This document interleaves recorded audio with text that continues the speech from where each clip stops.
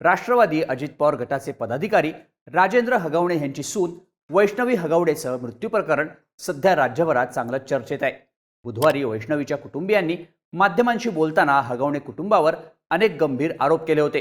तर वैष्णवीची एक कथित ऑडिओ क्लिप सुद्धा माध्यमांमध्ये व्हायरल झाली होती। त्यानंतर आता या प्रकरणात आणखी नवनवीन खुलासे होत आहेत। वैष्णवीनं स्वतःला संपवल्यानंतर वैष्णवी आणि शशांक यांचं 9 महिन्यांचं बाळ कोणाकडे, यावरून अनेक प्रश्न विचारले जात होते।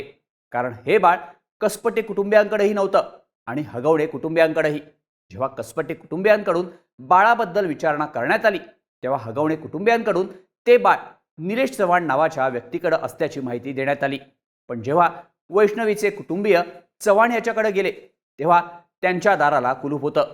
साहजिकच हे 9 महिन्यांचं बाळ कुठे आहे, कोणाकडे, याची जोरदार चर्चा व्हायला सुरुवात झाली। वैष्णवीच्या मृत्यूला आठवडा होत आलेला असताना, तिच्या मृत्यूचं प्रकरण सगळ्या महाराष्ट्रात गाजत असताना तिचं बाळ नेमकं कुठे हा गंभीर प्रश्न बनला होता। तिच्या बाळाचा ताबा कसपटे कुटुंबियांना मिळवून देण्यासाठी राज्य महिला आयोग आणि उपमुख्यमंत्री अजित पवार यांनी आदेश दिले आणि एका अज्ञात व्यक्तीनं वैष्णवीचं बाळ बाणेर हायवेवर कसपटे कुटुंबियांच्या ताब्यात दिलं। हे सगळं सुरू असतानाच वैष्णवीचे सासरे आणि तिच्या दिराचा शोध अजूनही लागलेला नाही। तर या प्रकरणात जेलमध्ये असलेल्या तिच्या नवऱ्याला म्हणजेच शशांक हगवणेला ढाब्यावरून जेवण दिलं जात असल्याचे आरोप सुद्धा केले जात आहेत।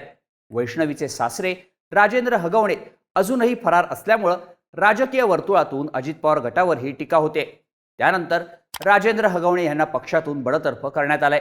पण वैष्णवी हगवणे मृत्यू प्रकरणात कोणती नवीन माहिती समोर आली आहे? वैष्णवीचं 9 महिन्यांचं बाळ कुठे होतं? हगवणे कुटुंबाला जेलमध्ये खरंच VIP ट्रीटमेंट दिली जाते का?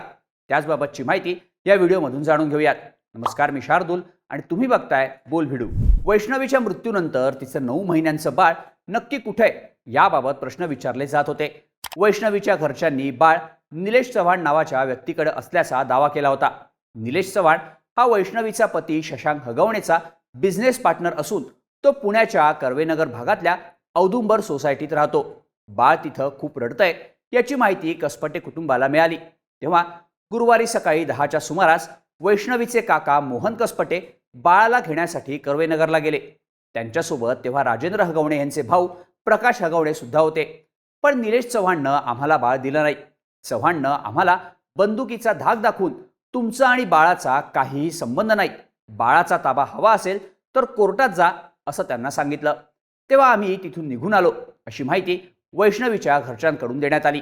याबद्दलच्या बातम्या माध्यमांमध्ये आल्यानंतर निलेश चव्हाण त्याच्या घरातून फरार झाला। त्यानंतर बाळ पिरंगुट इथं पोकळे यांच्याकडे असल्याची माहिती आम्हाला मिळाली असं वैष्णवीच्या वडिलांनी माध्यमांशी बोलताना सांगितलं। या सगळ्यात बाळ नेमकं कुठे आणि ते वैष्णवीच्या कुटुंबियांच्या ताब्यात कधी मिळणार हा प्रश्न विचारण्यात येत होता। त्यानंतर या प्रकरणात राज्य महिला आयोगानं भूमिका घेतली। वैष्णवी हगवणे यांच्या बाळाचा ताबा आज वैष्णवीच्या आई वडिलांकडे देण्यात येईल। वैष्णवी यांचं बाळ राजेंद्र हगवणे यांच्या मावस भावाकडे होतं। आज कायदेशीर मार्गाने जात सर्व प्रक्रिया पूर्ण करून या बाळाचा ताबा वैष्णवी यांच्या आई वडिलांकडे देण्यात येणार आहे अशी माहिती राज्य महिला आयोगाकडून Xवर पोस्ट करत देण्यात आली। तसंच उपमुख्यमंत्री अजित पवार यांनीही वैष्णवीचं बाळ कसपटेंकडे सोपवण्याच्या सूचना राष्ट्रवादीच्या 2 महिला नेत्यांना दिल्या होत्या। त्यानंतर साधारण 12 वाजता वैष्णवीचे कुटुंब माध्यमांच्या समोर आलं। ते बाळाला सोबत घेऊनच तिच्या कुटुंबियांनी माध्यमांशी बोलताना सांगितलं की आम्हाला एका अज्ञात व्यक्तीचा फोन आला। त्यानंतर बाणेर हायवेवर काही अनोळखी लोकांनी 11:15च्या सुमारास बाळ आम्हाला सोपवलं। फोन कोणाचा आला होता, बाळ ताब्यात देणारी व्यक्ती कोण होती याबद्दल आम्हाला कसलीही माहिती नाही असं सुद्धा कसपटे कुटुंबियांनी सांगितलंय। एकीकडे वैष्णवीच्या बाळाचा ताबा कसपटे कुटुंबाला मिळाला असला तरी राजेंद्र हगवणे आणि त्यांचा मुलगा हे दोघे जण अजूनही फरार आहेत। हे दोघे दुसऱ्या राज्यात पळून गेल्याचा पोलिसांना संशय आहे। त्यामुळे त्यांचा शोध घेण्यासाठी बावधन पोलिसांची 2 पथकं दुसऱ्या राज्यात शोधासाठी गेल्याची माहिती देण्यात येते। राजेंद्र हगवणे हे राष्ट्रवादी अजित पवार गटाचे पदाधिकारी होते, पण आता त्यांना पक्षातून बडतर्फ करण्यात आल्याची माहिती राष्ट्रवादीचे प्रवक्ते सूरज चव्हाण यांनी दिली आहे। तर या प्रकरणाबद्दल स्वतः अजित पवार यांनीही प्रतिक्रिया दिली आहे। अजित पवार म्हणाले, मला बोलावलं होतं, मी लग्नाला गेलो, मला गाडीची चावी द्यायला सांगितली। आता त्यांनी जर सुनेसोबत वेडवाकडं केलं तर माझा काय संबंध? ही घटना घडल्यानंतर मी लगेच पिंपरी चिंचवडच्या सीपींना फोन करून कोणीही असेल त्यांना अटक करायला सांगितलं. जे फरार आहेत त्यांच्या शोधासाठी पथकं नेमली आहेत. सासू, नणंद, नवरा अटकेत आहेत. सासरा पळून गेलाय, पळून पळून जातोय कुठे असं म्हणत कठोर कारवाईचे आदेश दिल्याचं अजित पवार यांनी स्पष्ट केलंय. पण आता पोलिसांच्या अटकेत असलेल्या हगवणे कुटुंबियांना जेलमध्ये VIP ट्रीटमेंट मिळत असल्याचा आरोपही करण्यात येतोय. वैष्णवी हगवणे मृत्यू प्रकरणात तिचा नवरा शशांक, सासू लता, नणंद करिश्मा हे तिघं पोलिसांच्या अटकेत आहेत. वैष्णवीचे वडील आनंद कसपटेंना जेव्हा खासदार सुप्रिया सुळे यांनी व्हिडिओ कॉल केला होता तेव्हा आरोपींना ढाब्यावरून जेवण दिलं जात असल्याचा आरोप वैष्णवीच्या आई वडिलांनी केलाय. शशांक, लता आणि करिश्मा हगवणेला हॉटेलचं जेवण दिलं जात आहे.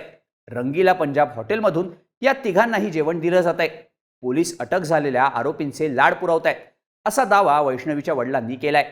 माझी एकच मागणी आहे की माझ्या मुलीला न्याय मिळवून द्या असं वैष्णवीच्या घरच्यांचं म्हणणं आहे. त्यामुळं आता या आरोपांवर पोलिसांकडून काय स्पष्टीकरण दिलं जात आहे हे पाहणं महत्त्वाचं असणार आहे. जमीन खरेदी करण्यासाठी पैशाची केलेली मागणी आणि वैष्णवीचा शारीरिक आणि मानसिक छळ करून तिच्या मृत्यूस कारणीभूत ठरल्यामुळं अटकेत असलेल्या वैष्णवीचा पती, सासू आणि नणंद या तिघांच्या पोलीस कोठडीची मुदत संपल्यानं त्यांना मंगळवारी न्यायालयात हजर करण्यात आलं होतं. आता या तिघांच्या पोलीस कोठडीत वाढ करत 26 मे पर्यंत कोठडीत ठेवण्याचे आदेश कोर्टानं दिलेत.